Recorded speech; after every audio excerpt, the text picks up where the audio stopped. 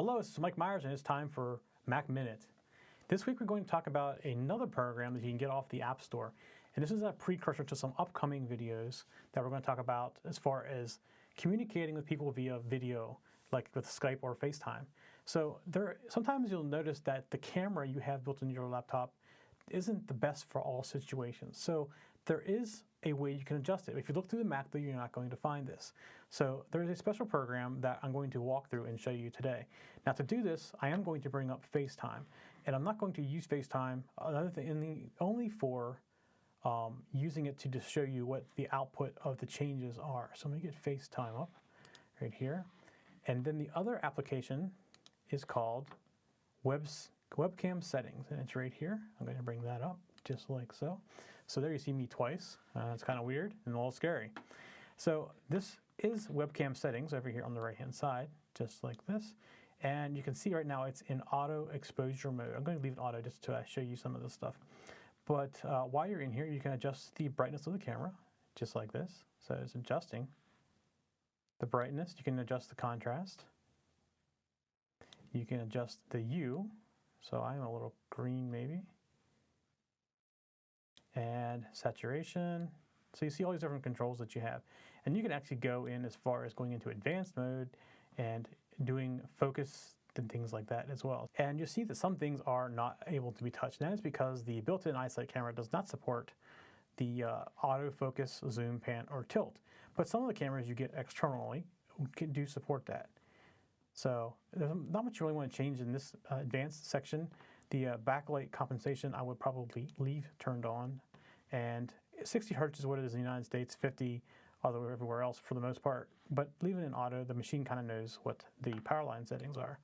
So now over here, I had changed this to auto or back to manual, and you can see exposure time changes, blows me out, things like that. Here's the gain settings, which I can't move. Probably this camera does not support that as well. And you can do some aperture setting changes also. And you can turn off and on white balance adjustments, or you can do it yourself. So if you're more into the sun outside, you can turn it over and you get adjustment for that. If you're inside under lights, you can adjust that as well. So it goes both directions. That is by default in auto mode. But you can see how you can make all these changes to the camera. So if you're in a situation where it's just not the best situation for the camera, it's a good camera, don't get me wrong, but it's one of those things where can it be tweaked some? And there's nothing built into the Apple to actually do that itself. So yes, it can be tweaked by downloading Webcam Settings from the App Store, and it's only a couple bucks. So it's a great little utility to have, especially if you do a lot of communicating with family and things via your computer, via Skype or FaceTime. So we'll talk about Skype and FaceTime more in the future. I only used FaceTime today just for showing you what the changes were in the videos. That's it for Mac Minute this week. We'll see you next week. For show notes for this show, contacts, and more, go to the TechZen.tv website where you can get show notes for all of our shows. We love to hear from our viewers and listeners. We have an email, a Twitter, and a phone number where you can contact us for each show. For details, visit the TechZen.tv website and get the show details. You can also make a video and upload it somewhere like YouTube or Vimeo, and then just send us a link. You never know, you may see your video in a future show. You can get all of our shows delivered automatically to your favorite device by going to your favorite podcast website like iTunes and subscribing. Each of our shows also has a YouTube channel you can subscribe to get regular updates.